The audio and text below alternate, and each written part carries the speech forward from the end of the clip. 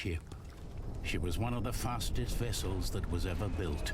The man who should be king of the English now, the son of King Henry, was on board when she sailed off.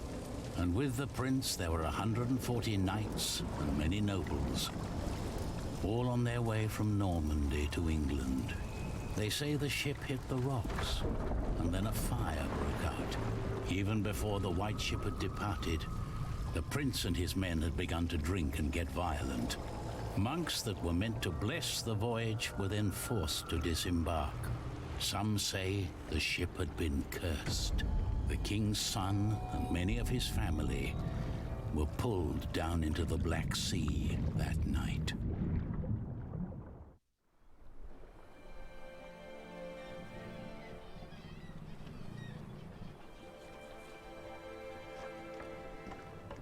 You're forgetting one important detail. Not only these monks, but also Stephen of Blois, the king's nephew, left the ship before it embarked. They say he got ill. That old rumor. The same Stephen who calls himself the King of the English now. What? That cannot be a coincidence. Yes, it can be. Of course he's king now. He survived. He is the king's nephew. What do you think, my lord? I think Stephen is a clever man. Clever enough to have his whole family perish. But why you would want to rule that god-forsaken rock, I will never understand. What makes you say that? I love my country. Then why are you leaving? Well, because I want to see something new. I'll tell you what you're going to see. A proper country, where people know how to behave.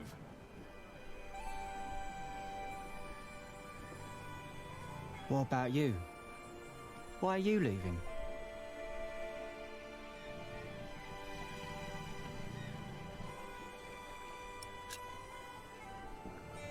I'm looking for someone. For who? I guess I should stay out of other people's business. Forgive me. You English do talk a lot, don't you? I just don't know how to feel about leaving my country for the first time. I mean, how should anyone feel?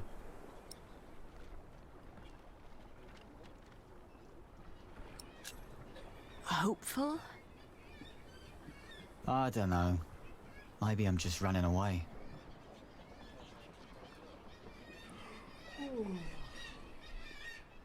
You should all get some rest. It will not be long now till we reach Cherbourg. Thank the Lord. I can't wait to be back.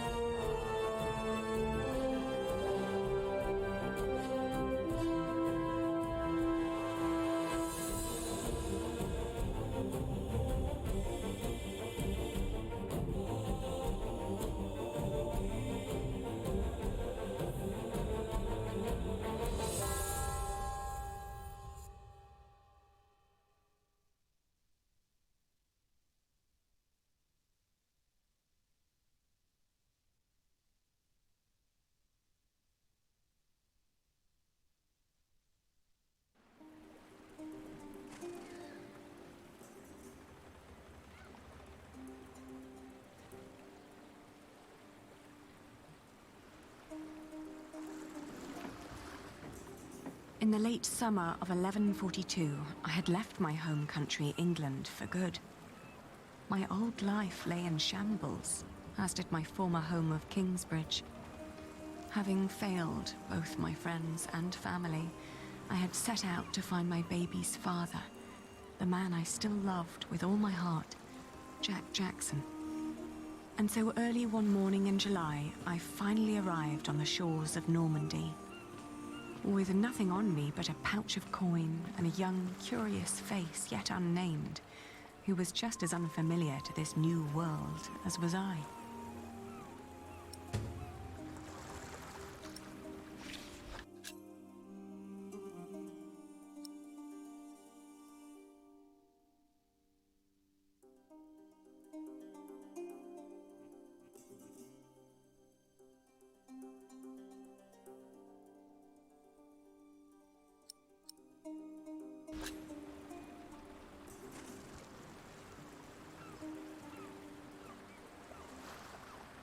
You're still here? Oh, it's you. I'm just trying to get my feet used to good solid ground again. The last bit of our voyage wasn't exactly my pint of ale. That hammer you're carrying, do you happen to be a mason? Actually, I am. You have a keen eye, mistress. I guess I just know a mason when I see one. To be honest, I haven't been one long. Just finished my apprenticeship in Salisbury. Before that, I used to shear sheep with my parents, but I guess that wasn't really for me. Father still hates me for leaving, though.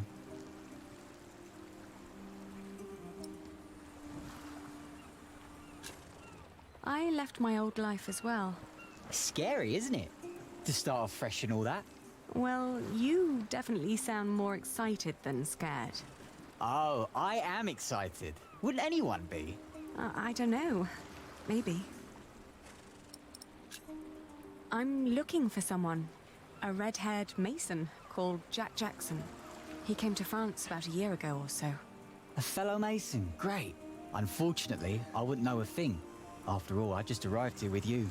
I know, but should you meet someone like that on your journey, tell him Aliena of Shiring is looking for him. All right. Jack Jackson. I'll keep an eye out for you. Thank you. Have a safe journey. Oh, thank you. You too.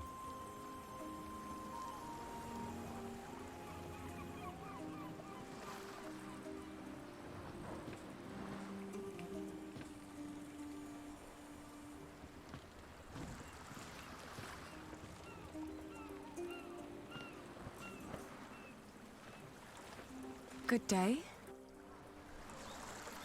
I am looking for someone. A traveler who came through here last summer. Oh, hush now. I need to talk to this man. Looks young. He was born at the beginning of summer. What's his name? I haven't given him one yet. You should. He needs to know who he is. Makes growing up a lot easier.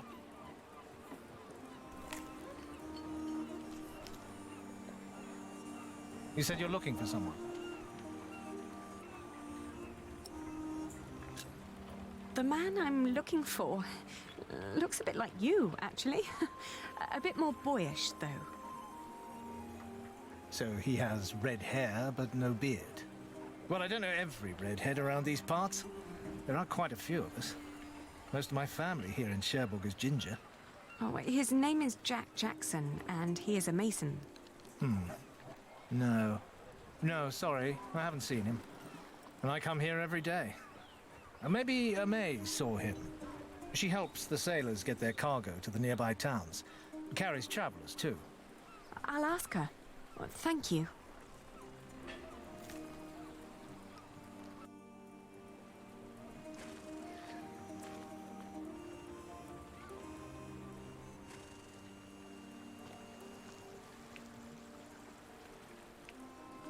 Hey, you.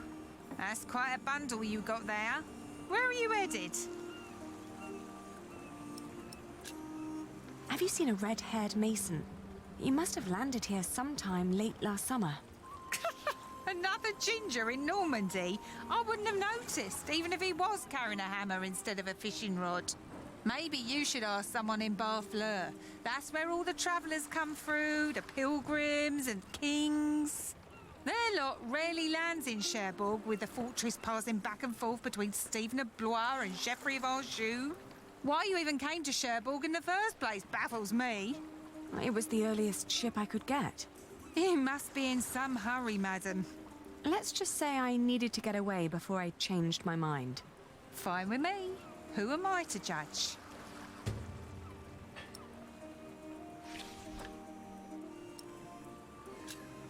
Travelling by coach is a lot less strenuous than walking. Your little worm deserves some warmth and a rocking carriage.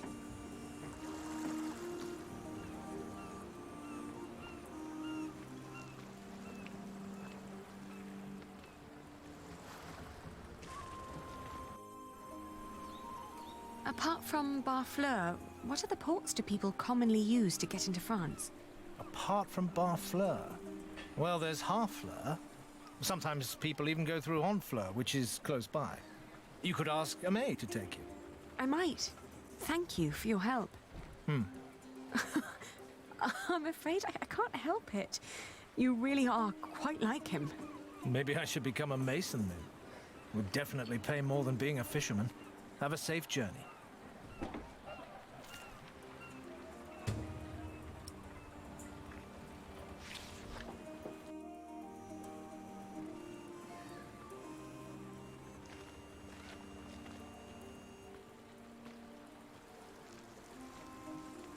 Changed your mind, madam? You know, I reserved a cosy spot just for you. All right. Take me out of town. All right. Where do you need to be?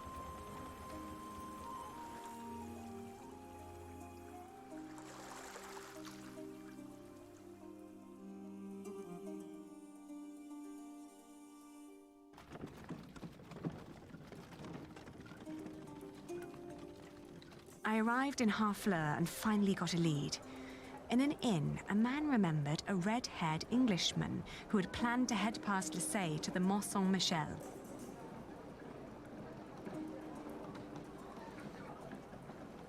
I thanked him and was about to leave when a group of pilgrims asked me over to their table. They told me that they too were heading for Mont Saint-Michel, and although they had no intentions to stop in Marseille, I knew that joining a group would be a lot safer than traveling alone.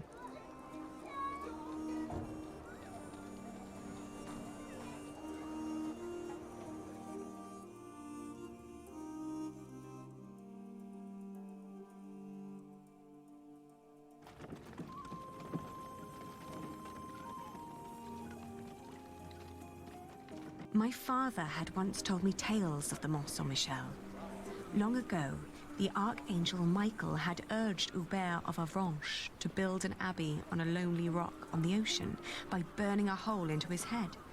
They say one can go and see his penetrated skull on display in the church of his hometown.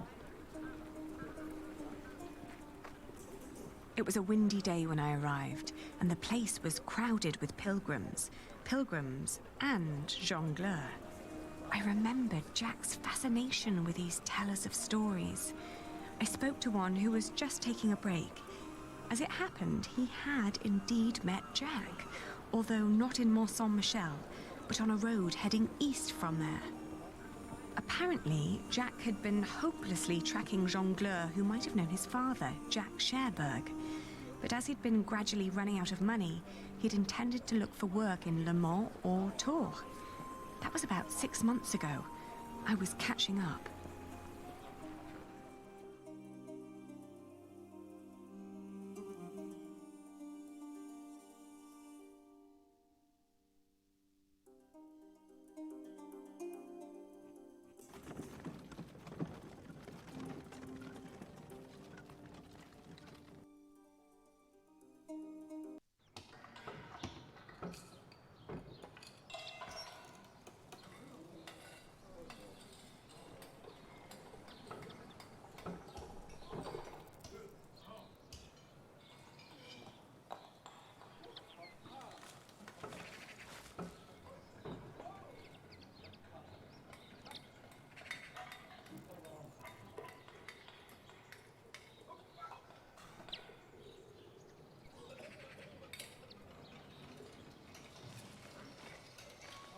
Good day. Are you the master builder? What is it? I'm looking for a mason who may have passed through here. An Englishman with carroty hair. He calls himself Jack Jackson. A redhead? Yes. Did you see him? He might have asked for work here. No, I'm not looking for new masons. We're just doing repairs. Ah, but was he here? No, never seen him. Now, stand back, woman. Something could fall on your baby's head.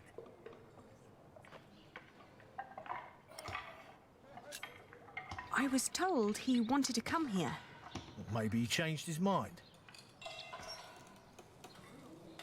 Are you sure you haven't seen him? I am.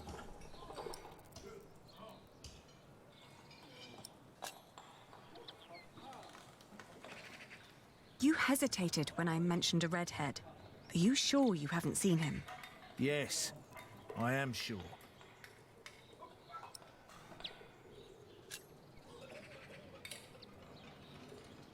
I don't believe you. Well, that's your problem, not mine. Why won't you tell me what you know? All right, he was here. He was working for me. But I had to throw him out after 2 or 3 days. Why? Because he was all want. Let me redesign the roof, let me make the nave lighter. All pretty ideas, but he never shut up long enough to do the work he was supposed to do. Shit, that man was almost as needy as my son when he was still a brat. He does know a lot about his craft. Well, I know masons like him. They grow up gifted, but without a mote of discipline in their guts. Can't work with someone like that. Do you know where he went next? No idea. Maybe to Limoges or Angoulême. Maybe even to La Rochelle. Seemed to have plans for every cathedral on God's green earth, but none for himself. I understand. I'll leave you to it then. Bon voyage.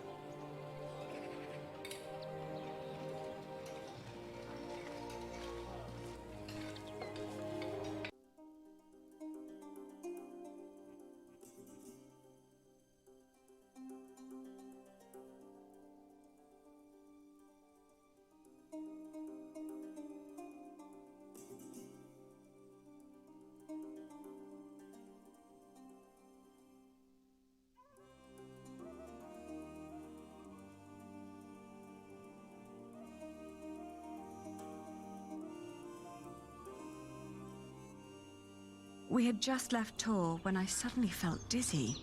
I stopped and made rest, trying to catch my breath, then lost my breakfast in a ditch at the side of the road. To my horror, our baby too had grown pale, his breath shallow like that of an old man. I tried not to panic, but the next inn was a long distance away and we couldn't stay on the road where it was wet and cold.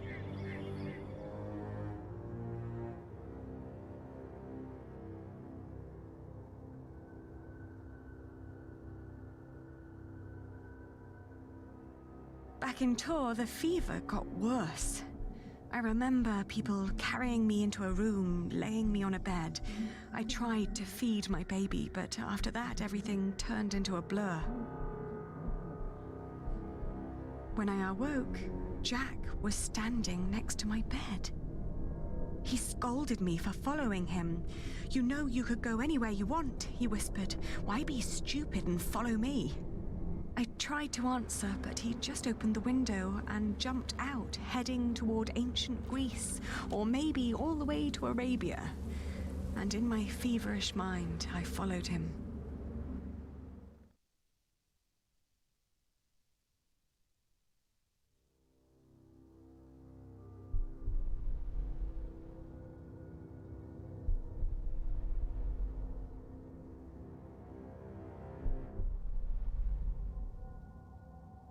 The further I went, the angrier I got.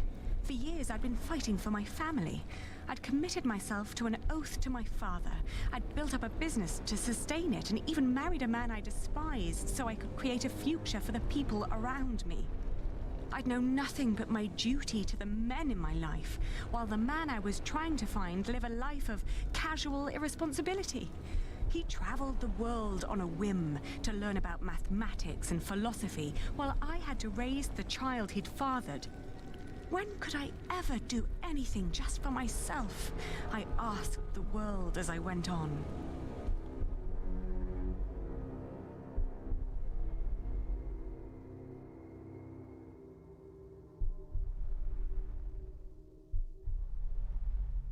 I'd travelled in a circle all the way to the edge of the world and back, only to return to the place of our failure. With my eyes closed, I listened to the sound of ripping yarn and crumbling walls, and of coaches carrying good people away into a cloud of crimson dust.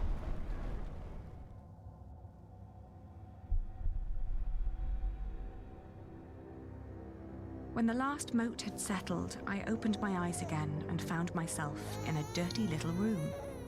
An old maid was sitting next to my bed and smiled at me, then handed me my baby. Oh, dear God, he still looked so pale.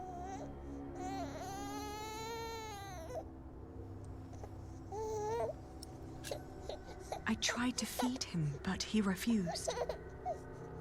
Oh, please, God, let him live. Don't punish him for my own sins.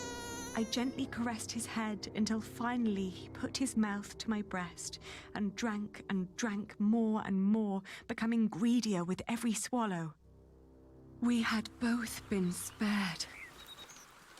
We rested one more day. Then I gathered my things and headed back to the cathedral to thank the Lord for his mercy.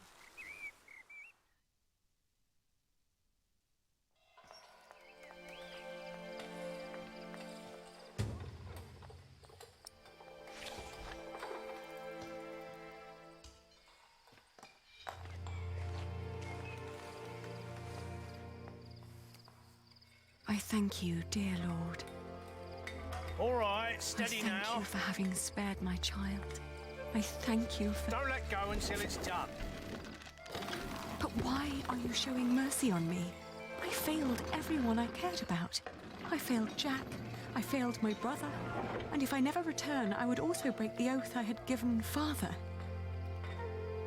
It's just that I feel like I've never had a life of my own. I've always fought for others. And this may be the very first time that I fight for something that I only want for myself. Maybe I should just go back and help rebuild Kingsbridge. Maybe Jack doesn't even care for me anymore. Amen. Huh.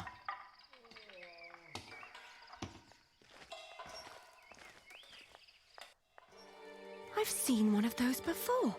It's amazing, isn't it? The man who did that really had it in him. I agree. He always did. Oh, you knew Master Jacques. Yes, but it's been a while since I last saw him.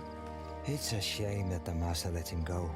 In just 1 month, he did so many things.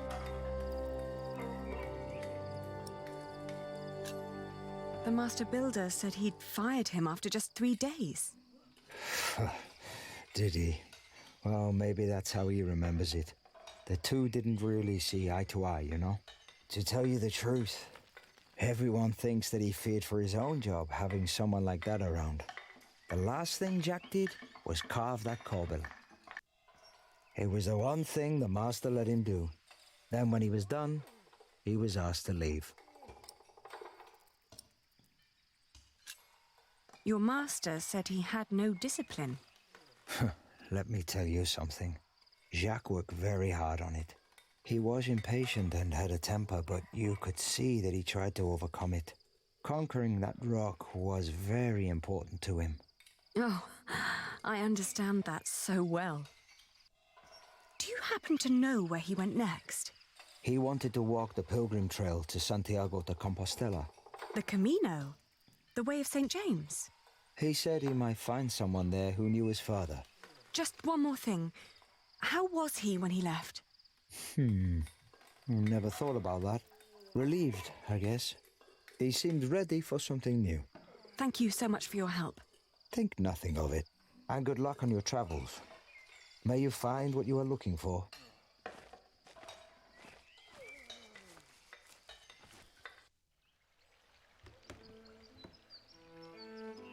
Isn't it odd? Just when you stop looking, you come across the most curious of things. Like these 3 devices that one of my merchants brought back from Baghdad. Oh no. Is it another one of your Banu Musa toys, Rashid? They're not toys, Adriel. They're objects of scholarly ingenuity and reflection. I will let my valued friend from the north do the honors.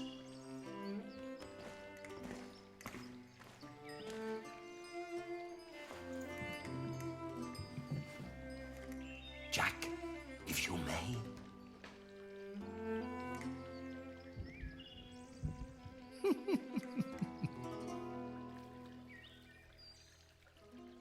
For one, let me draw your attention to the magnificent songbird on the table. On second thought, why don't you save the lady for last? Otherwise, the other 2 devices might appear bland and boring in comparison. I agree. And then, to that wondrous donkey next to the entrance. Although, the most astounding thing of all stands right between them. That statuette? Ha-ha, precisely. But, one thing at a time, let us let Jack decide what to demonstrate first.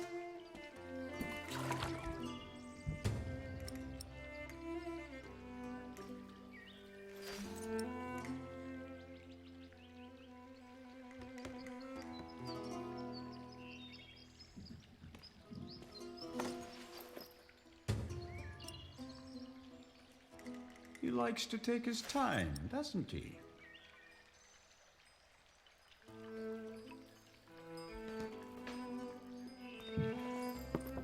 And now? Now, we need to add some water.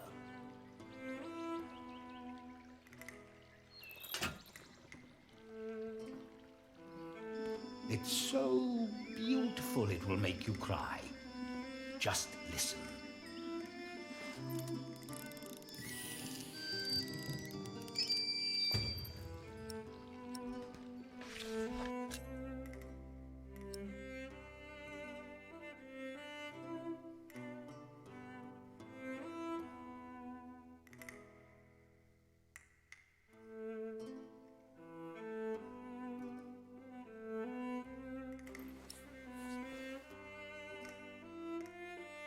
How marvelous! How does it work? Maybe it's a miracle. Right. Go on, Jack. Tell them.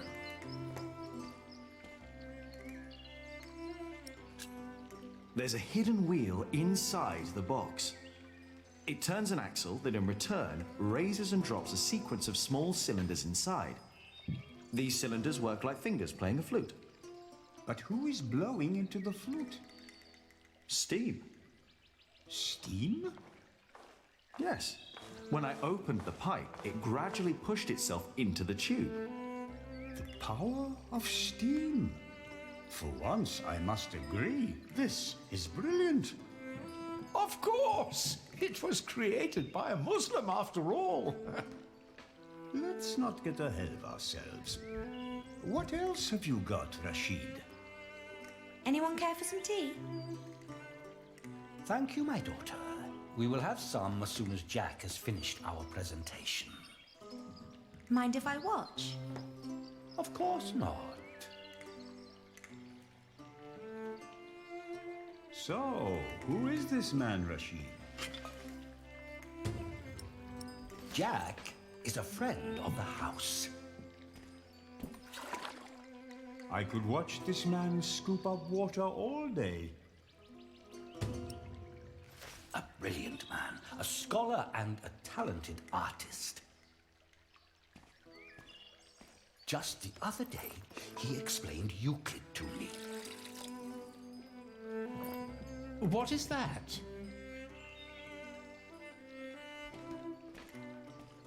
Now, what touch the head.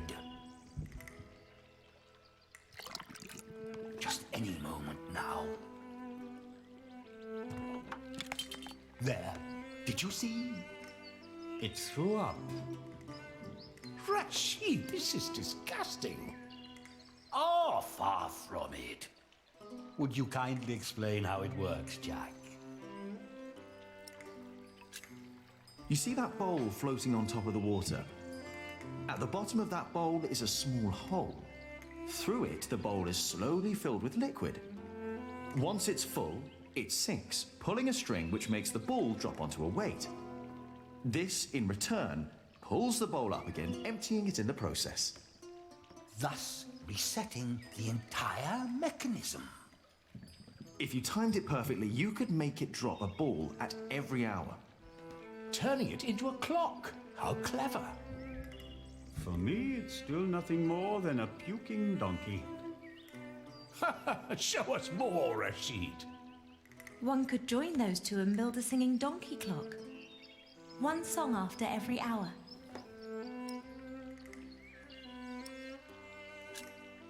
That would be pretty clever. I know, right? You could be the one to build it. Oh, that would be unfair. It's your invention. I would let you have it. Or we design it together.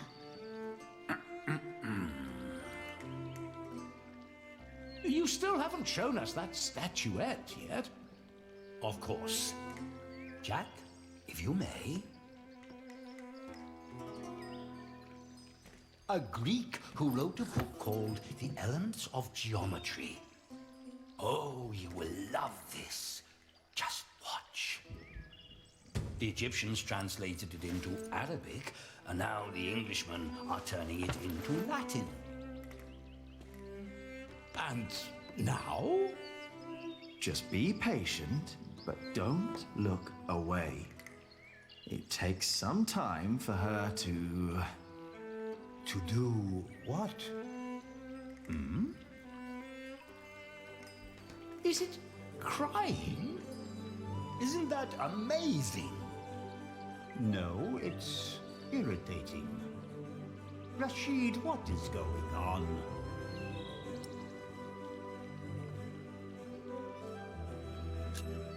We have no idea how it works. Rashid, please. We all know that there is no such thing as a man-made miracle. And this piece of wood is very clearly made by man.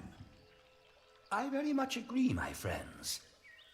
But so far, none of us has an explanation.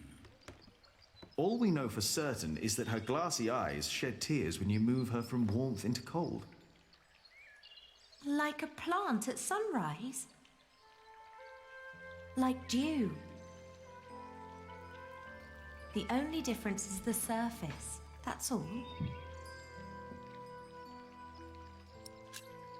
I think you may be onto something. Am I? Of course, I had no intention of disturbing your conversation. But if you can find out why there's dew gathering on a plant, you may understand why that woman is so weepy. So, who wants a cup of tea? I'll have some. Your daughter is quite something, Rashid. A scholar in her own right. I know. I'd rather she wasn't. It would make marrying her off so much easier. Oh, I'm certain that won't stay a problem for long. Maybe the dew originates from invisible water in the air. Water that stays hidden when it's hot.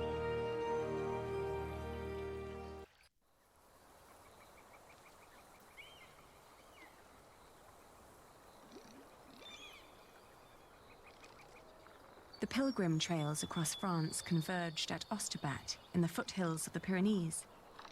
There, the group of 20 or so pilgrims who had been travelling alongside me since I'd left Tours swelled to about 70. Some were prosperous citizens, some probably on the run from justice, a few drunks, and several monks and clergymen. Several languages were spoken, including Flemish, a German tongue, and a southern French language called Oc. Nevertheless, there was no lack of communication among them, and as we crossed the Pyrenees, they sang, played games, told stories, and in several cases had love affairs. While my baby and I kept mostly to ourselves.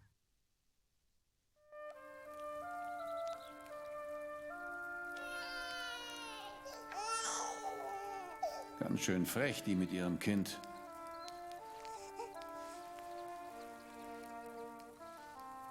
Hush now.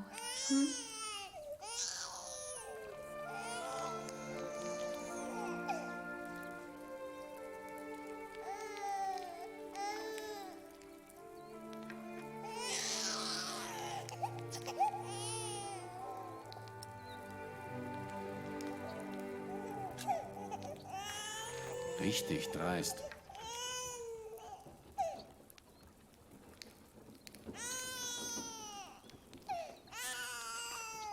Kann ein Mann nicht einfach mal seine Ruhe haben?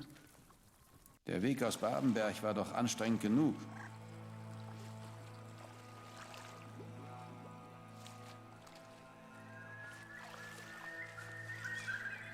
Dear Lord, what are you doing? You should get out of the water. It's freezing. My ring! I lost my ring! Dear Lord, please show mercy.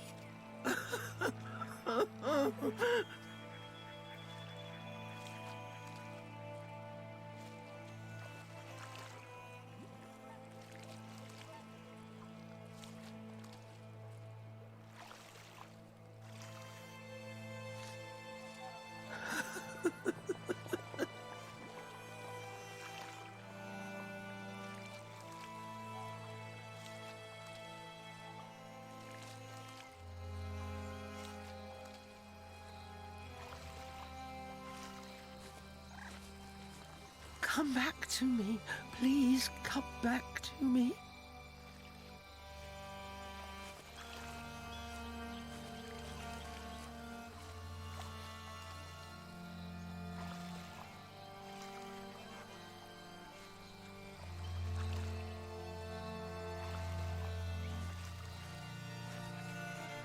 Where are you?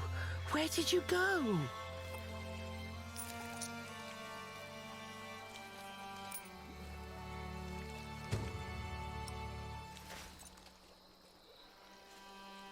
I found it.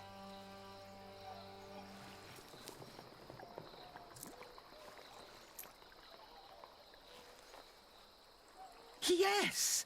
Oh, thank you. Thank you so much. You are a very kind woman. So very, very kind. I'm glad I could help. Yes, yes. Thank you. Thank you so much.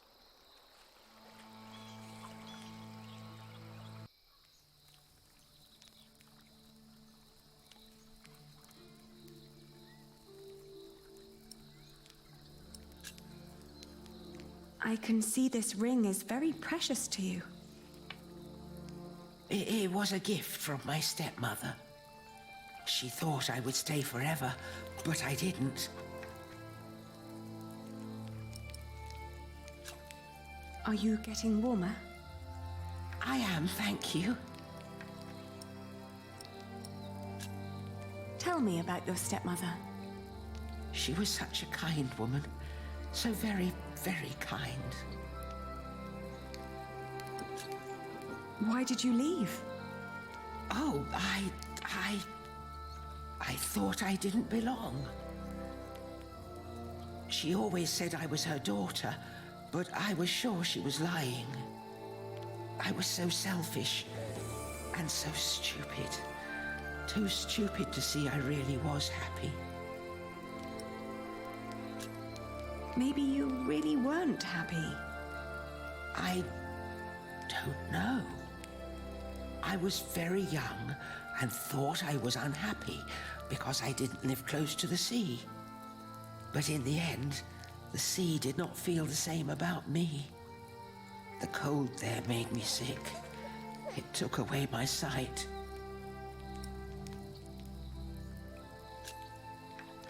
It was courageous of you to leave. You did what your heart told you to. I was stupid. So stupid. Ah, that's why you went on the pilgrimage. Yes, so that St. James might see my devotion, and I will be united with my mother in heaven. I'm just not as kind as you. Not kind at all.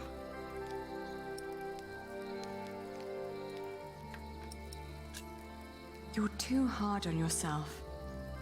I don't know. I, too, am trying to make amends with the one man I loved the most. I was told he went straight to Santiago.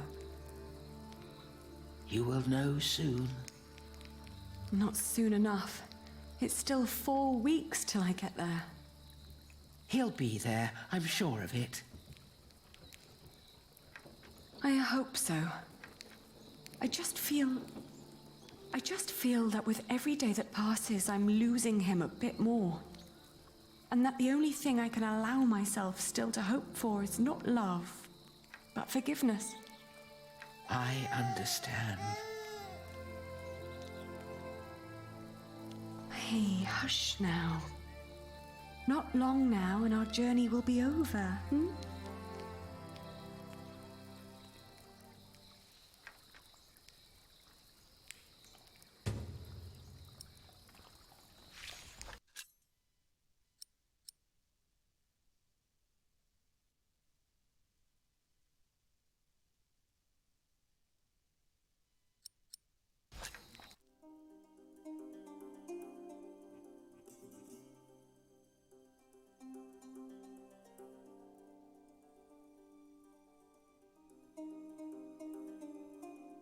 The woman's name was Alba.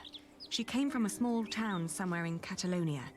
I quickly got used to her constantly feeling out for her stepmother's ring and the sad guilt that would always follow in her milky eyes. I wasn't sure if she appreciated my company, but I couldn't leave her on her own either. By the time we reached Los Arcos, she'd stopped talking, while I kept on dropping a kind word here and there to let her know I was still by her side.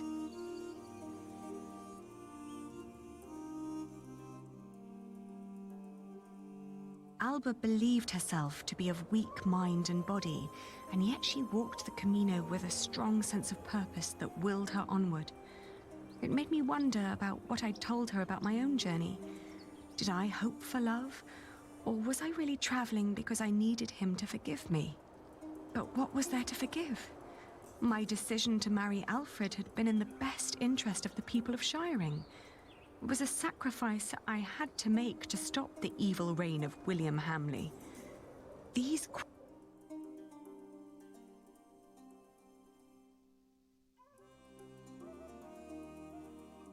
Around Lyon, the path began to gradually turn uphill. It was only 2 more weeks till we'd reached Santiago. The baby was in a good mood, and so, surprisingly, was Alba. After Astorga, the trail got more difficult. Alba became slower and slower, and we had to rest more. She became quiet again. The strain on her old body grew, and she worried that she might not be able to reach the end. Still, we managed to push onward. The next morning, she refused to get up. Her breathing was disturbingly shallow, and she hardly noticed me touching her forehead. "Everything hurts," she said, and urged me to continue without her.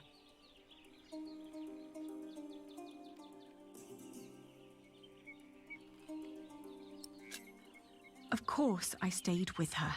I brought her food and water and sat by her side. But day after day, her condition grew worse. She kept on urging me to go, to find Jack, saying the monks of Ponferrada would take care of her.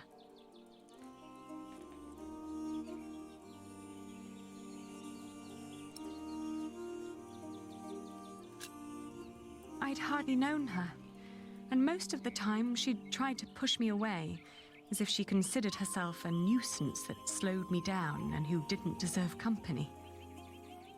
It wasn't until a few moments before she died that, for the first time, she smiled at me, and I like to believe that she saw me smile back.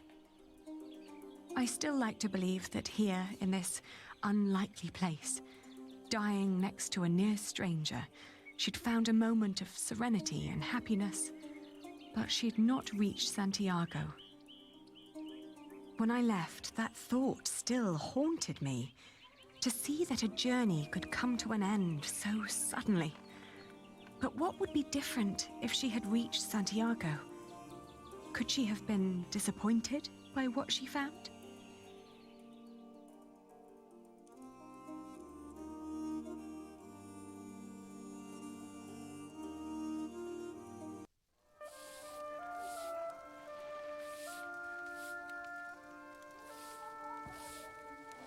After months of hard travel, the child and I finally reached Santiago de Compostela.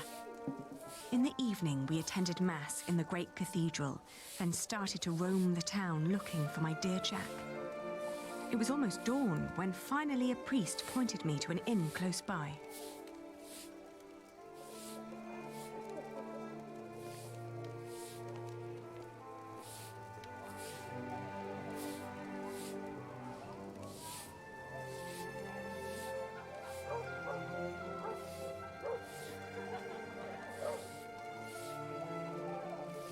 Buenos dias. Do you understand me? Sinto cho ben, pero non temos camas dispoñibles. No, I don't need a room. I was told a friend of mine stayed here some time ago. A red-haired Englishman called Jack. Do you remember him? Eu só che falo en galego, miña rula. Français? English?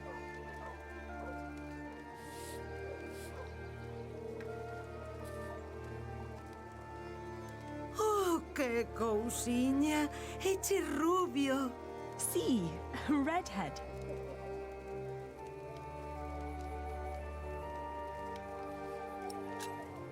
Have you seen his father, Padre del Niño? Jack Builder? Ven sendo un peregrino. What? É un peregrino? Oh, no. He's not a pilgrim. Entón, quen ven sendo?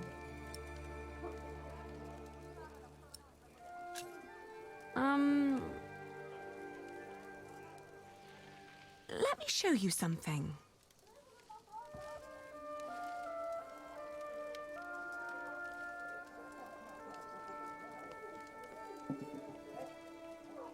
He's a mason. He builds things like that.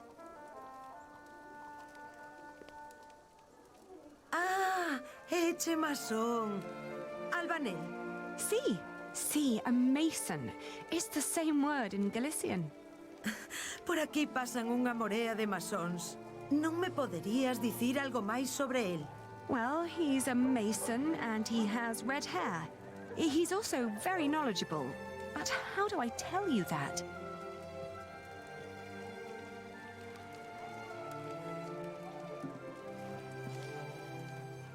The man I'm looking for loves to read.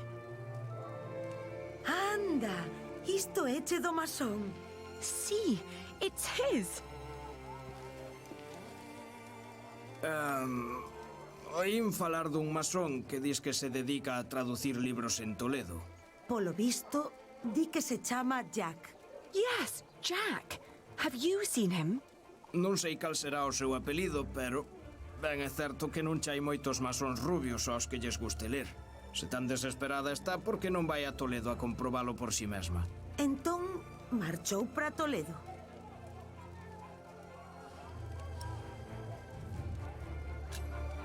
He went to Toledo? A Toledo marchou, sí. Di que o teu Jack podería estar en Toledo. All right, so I will go to Toledo then. Gracias. I just pray that I understood you correctly.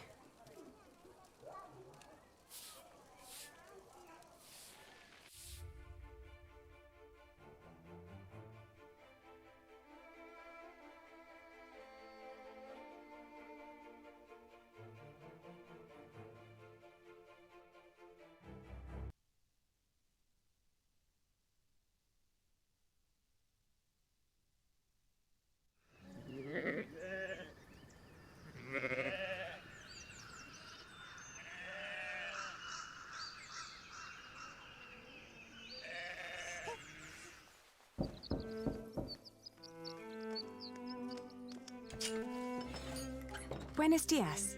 Parlez-vous français? English? Of course. How may I help you? I was told a man named Jack Builder lives in this house. Who told you this? A group of scholars living at the edge of town. They said he used to translate old scriptures about mathematics before he moved here. Please wait here. I will talk with Master Rashid.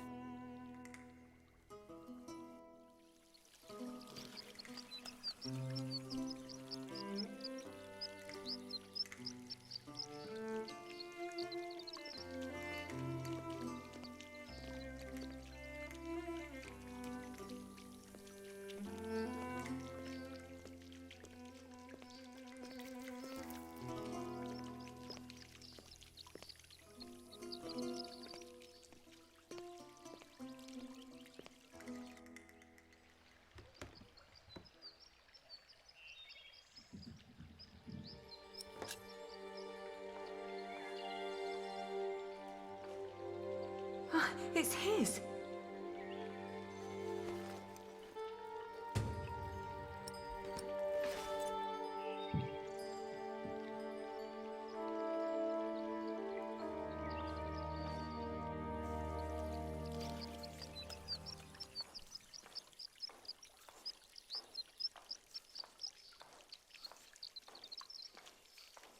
Oh, there you are. May I ask who let you stroll around our house? I travelled hundreds of miles looking for a man called Jack Builder. A scholar told me that I would find him here. Yes, my servant told me already. My father's not here at the moment, so you'll have to make do with me. Unfortunately, I must disappoint you. There's no one called Jack living in this house. He must be here. I found his slingshot. What? Who allowed you inside my father's archive? I didn't mean to be disrespectful of your hospitality. I just hope for your sake you didn't touch anything. Every piece in there is precious to my father, even that slingshot. I'm sorry, but this is not easy for any of us. I think you should know that Jack and I are promised to each other. Maybe we should go inside. The sun's burning, and my mother doesn't need to hear us.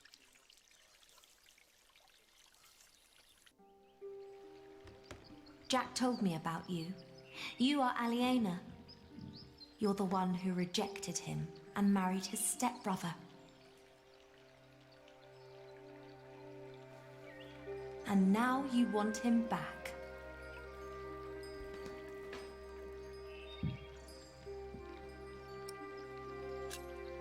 I need my son to meet his father. His father? The little one is Jack's son. He is. He always said that he had come here to find out about his family. But instead, he found out about everything else. About philosophy, mathematics. When he and my father met, it was love at first sight. They studied together and made great plans. But in the end, Jack would always start talking about his cathedral again. This great church he would build one day. Rib vaults and pointed windows. He'd ramble on about it for hours and stare up at that ceiling. We three sat here for hours and talked. And then in the evenings, it would be just the two of us. So many strange ideas about the future. Some barely more than silly dreams. Others almost in arm's reach.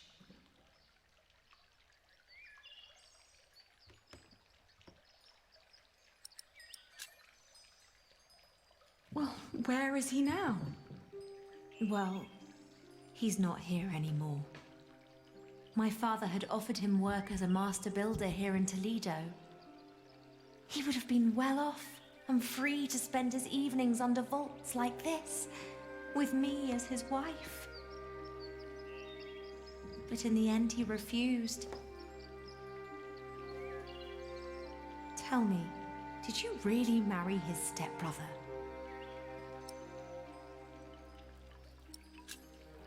It was a mistake. I know that now.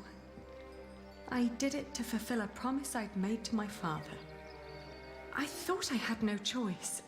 I didn't want to hurt him. Believe me. I do. You know, he left me because of you.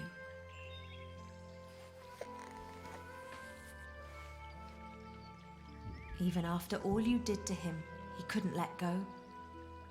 You can be glad that you ran into me and not my mother. She was enraged when he left. He can have that effect on people. But apart from that, we made our peace with him. Father even gave him one of his favorite pieces of his collection as a parting gift. A small wooden statue with stone eyes in exchange for his slingshot. Would you mind telling me where he went? He went to Paris to work on the Cathedral of Saint-Denis. He said he never found out about his father, so there was no reason to stay down here anymore. Paris? Yes. If you find him there, tell him I don't miss him. Thank you, and all the best to your family. Thank you. What is the child's name, by the way? He has none yet. I wouldn't name him without Jack. Isn't that a bit silly? Maybe. But he's his son as well as mine. It's his right to have a say in it too. Then off to Paris. That baby needs a name. He will get one. Thank you.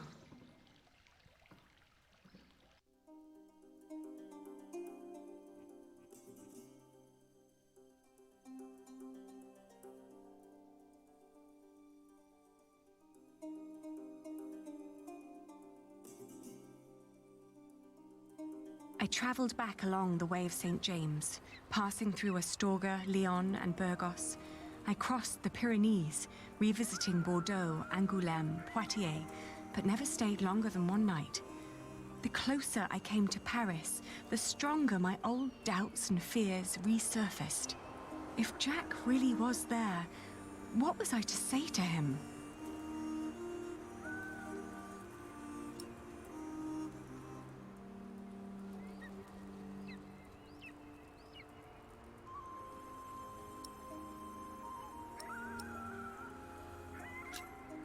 We had to hear each other out before we could walk on again, in whatever direction that would be.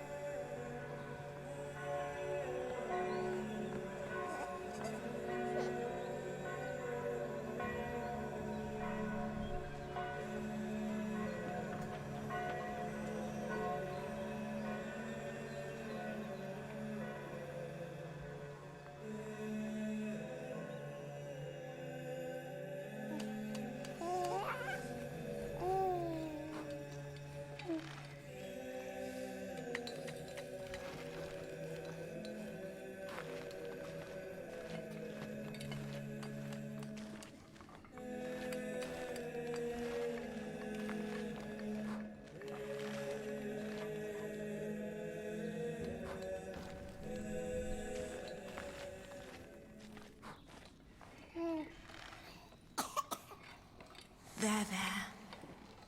Are we awake then? You almost missed this. Look at these colourful windows. Look at the light.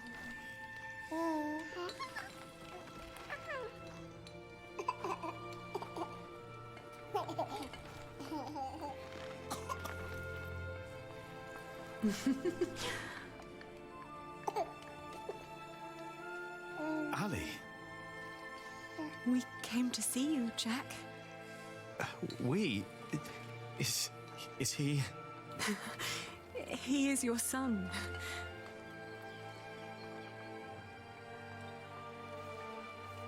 My son?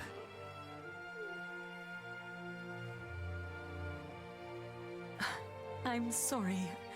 It's not your fault.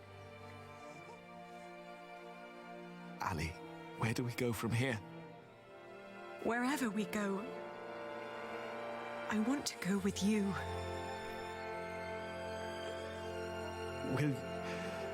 Will you marry me? Both of you. We will.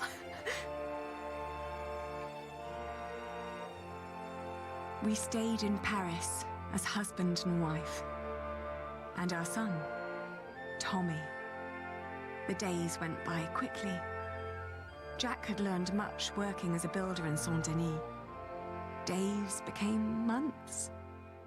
Then after a year, we both grew restless. Where can we go from here, we asked ourselves again. We both confessed that we wanted to see our families, our friends. And then we knew where we wanted to go. Home. Even if it was in shambles.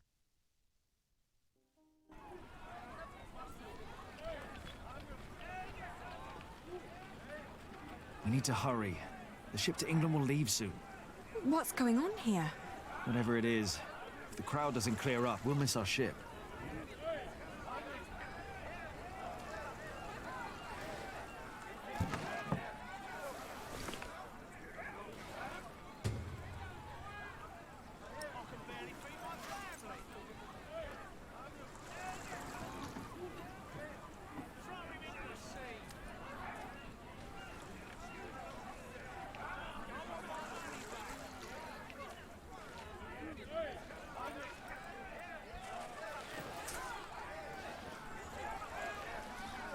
Do you see? It's working. Your friend Rashid must be quite the miracle worker.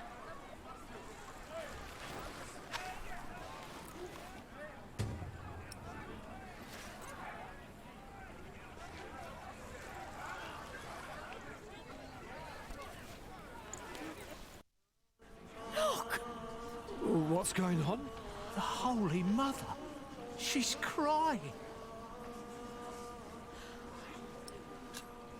Revere the Holy Mother, for she has blessed us with a sign from the heavens. Cease your doings right now and witness the miracle. It's true. Lord in heaven. Why is she crying?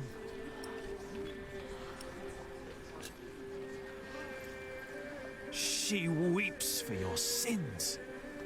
What has this man done to you that you would treat him like a wild animal? He tricked us and took our coin. And you would kill him for your own foolishness. The Holy Virgin weeps, for you are not living by the word of God. It is the Mother of God. Forgive us, Holy Mother. Where did she come from?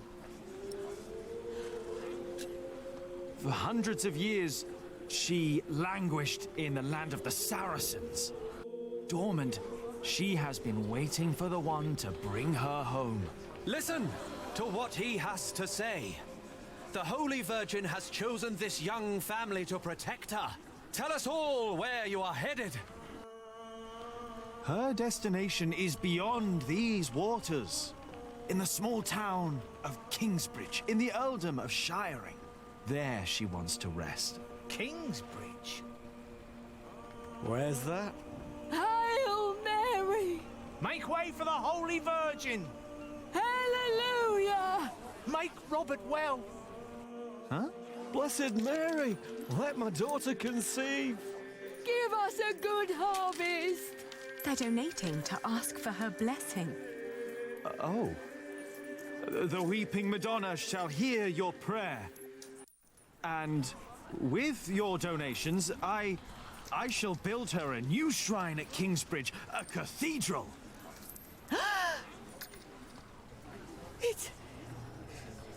It's you. Who do you mean? You. The red-haired ghost. Me? A ghost? My husband is very much alive. I've known him since he was 12 years old. But he drowned. By God, you drowned. 24 years ago. On the white ship. My poor son. My Jacques. His name was Jacques. Jacques Cherbourg. Jacques Cherbourg.